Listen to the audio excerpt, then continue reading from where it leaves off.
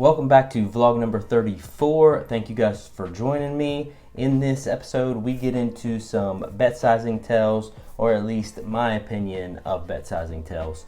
And I want to say that this is a continuation from the last episode, as we left spades and went to another club because they had a promotion going. You buy in for $100, you get $100, and they owed me $100 from my biggest live cash win ever video because the dealer shorted me on the pot.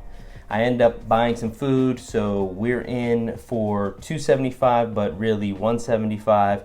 I won't waste any more of your time. Let's get right into this action. This is a GTO warning. Do not watch this video if you are expecting amazing robotic plays and GTO theory talk. This is an account of how I played my hands and hopefully exploited my opponents. Thank you and enjoy. She didn't learn that yet? No, we get the game theory optimal in the third year of law school. Oh. The game just started. We're five-handed, and the first hand I'm going to go over, I look down at pocket sevens under the gun, completely fine to raise shorthanded. I raise to $15, and then proceed to check my hand multiple times to ensure it hasn't changed. Only the button calls. We're heads up to a flop that is absolute gin, 7-9-3 with two clubs. Flopping middle set, a check here is probably best to hopefully let him bluff or improve his hand so I can get value on later streets. But there are enough draws on this board to bet. Sizing is important even in small pots when you have a hand looking to get value. Being under the gun, our range is narrow, and having such a strong hand, I should be betting on the smaller side of quarter to 1/3 pot, allowing him to float or spaz out, then possibly sizing up on the turn. In this instance, I lead for 2/3 pot of $20, charging any draws the max, but unfortunately, he folds. Now a real hand and an interesting one in the small blind. I look down at the lucky lady's pocket queens. Folds to the cutoff, who raises $20. My turn to act, and I 3-bet to $60. Typically in the small blind, I should be sizing larger to 75 or 80. Back to the original raiser, and without hesitation, he snapped 4 bets to $200. He's making a bet for all of my chips without saying all in. Playing live low stakes, it's very rare for a player to get out of line with hands that are good 4-bet bluffs like ace-5 suited, ace-queen off, or jacks, but I honestly don't think he's pulling a move with his instant bet. What I am questioning is his sizing. We're only $307 effective. Why is he not just jamming all in? Why make me 5-bet for an additional 100 when I know he's never folding? His range is very narrow, aces, kings, and the other two queens are ace-king. I think most of the time, aces or kings makes a small raise trying to induce like 120 or 150 or even jam all in. 200 is an awkward sizing. Queens call my 3-bet a decent amount of the time or jam all in. Ace-king fits with this 3.3x 4-bet, saying I want to shut the pot down now, but if you jam, I'm not folding. In most cases, I'm either all in or folding here. Outside factors to consider, I only bought in for $100. 100 was waiting on me, and 100 is promo money, so I could just flat and take a flop. If there are no aces or kings, I lead my last 107. If he has it, he has it, saving myself some variance some amount of the time. Right or wrong, I do call, and the flop is, well, it's like a beautiful day full of love and family.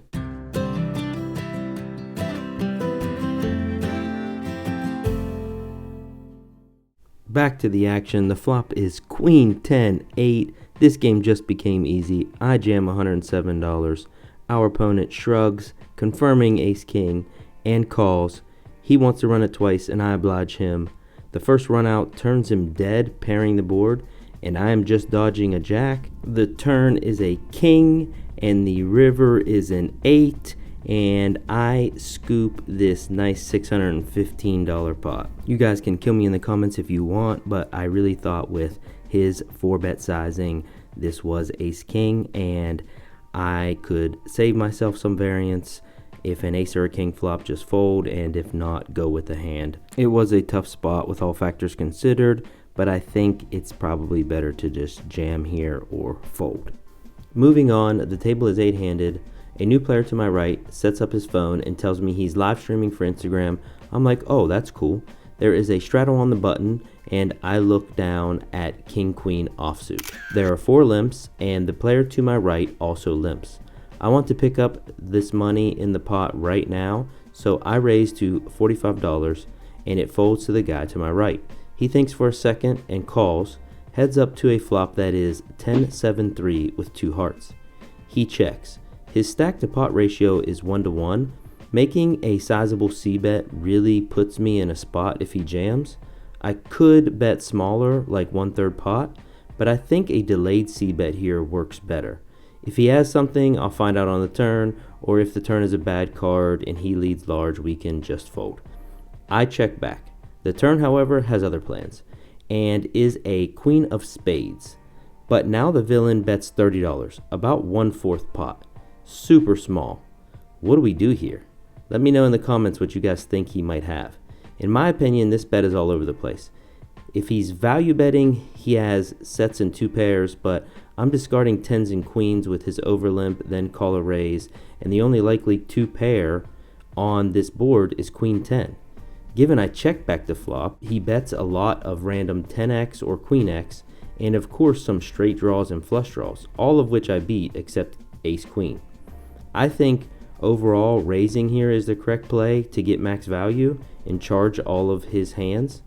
With him only having 90 behind, I raise to $120, putting him all in, and he snap calls with queen 7 of clubs.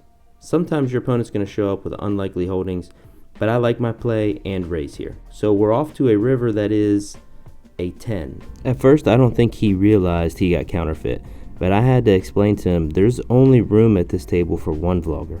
Okay, last hand I'm going to go over in this vlog is an Omaha hand. I'm in the big blind and look down at deuce 3-4 queen with clubs. There is a $5 under the gun straddle and a few callers.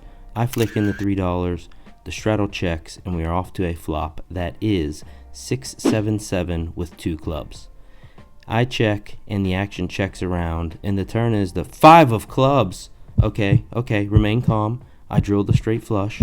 Since no one bet the flop, I hope this turn helps someone out other than myself. It checks to middle position, who bets $25 and gets 1 caller. Back to me. In Hold'em, this is 100% just a call because I'm only ever getting called here by a very strong hand if I raise. But in Omaha, people can have so many more combos and draws. I realize now I should have raised this turn to get paid. I slow play and just call.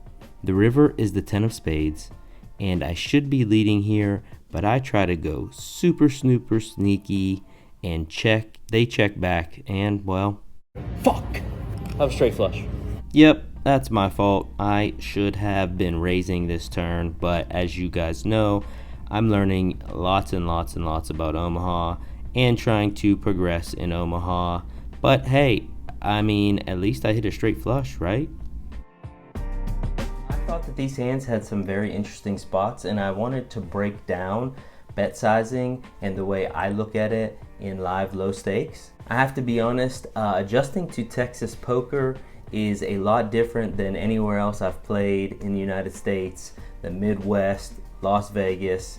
It has just a different dynamic to it. I think I'm getting closer to adjusting properly to the games down here and how they play with studying and going over the hands that I've played via the vlog. The next episode is going to go over what it's like to play in Texas and some of the adjustments you probably should make. I want to shout out a newer poker player and poker vlogger, Boardman Poker. He contacted me on Instagram. If you guys get a chance, please go check him out, and I wish him all the luck and success in the world. So with the weird aspect of having the $100 that the club owed me and the $100 promotion and the way I did it on my bankroll is that I just pretty much said I bought in for $175 because $25 went to food and cashed out $680 in this session for a total profit of $505.